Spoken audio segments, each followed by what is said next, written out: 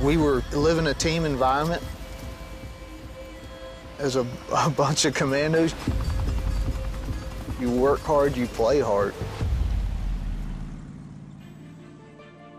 Having survived 5 combat tours in Afghanistan, Ricky Harris believes his team weren't the only ones who had his back. Times when things were blowing up around me and bullets passing by so close that, you know, they're grazing the fabric of your uniform, but I always felt protected. I always felt like the hand of God was on me. It also helped to know he had the faithful prayers of his wife, Kay. I always prayed for Ricky. Always. Always for protection. Always for guidance. Despite his reliance on God's divine protection, Ricky's own faith ran between hot and cold. Because like those around him, he lived life on the edge, both on and off the battlefield. There's always one hand on the throttle, and if you got an empty hand, it's on the bottle. You know, I was one of those guys who would live a week without even thinking about Christ or my salvation, and then something would happen, you lose a buddy or something happens in your life, and it kind of makes you fall back and think, yeah, you're not doing the right things, but you are what you are. You accept the fact that, hey, you're a backslider. That's just who you are. And being away from his wife 10 months out of the year, it became too easy to do what he knew in his heart wasn't right. I'll be completely honest. I was unfaithful to my wife on 3 separate occasions. Far be it from being justified, but I never went out intending to do those kind of things. Alcohol was always involved. I was always in a place where I shouldn't have been. I was always with people that weren't looking out for my best interest. I suppressed the guilt. I suppressed sometimes the fact that it even happened. This could be something that ends my marriage and destroys it. I definitely didn't want that. I loved my wife. I love my wife.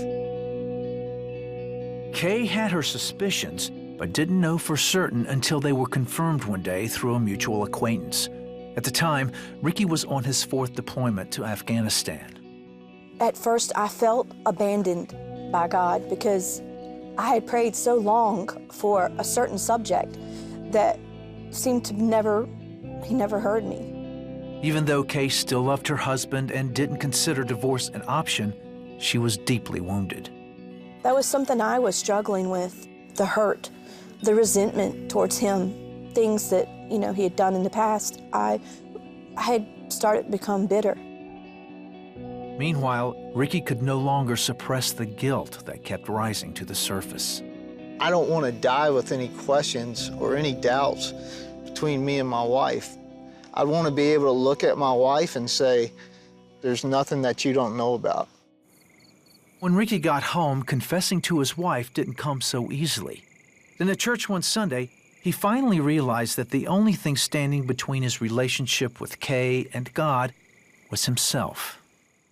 The theme of the message was skeletons in your closet. I was convicted.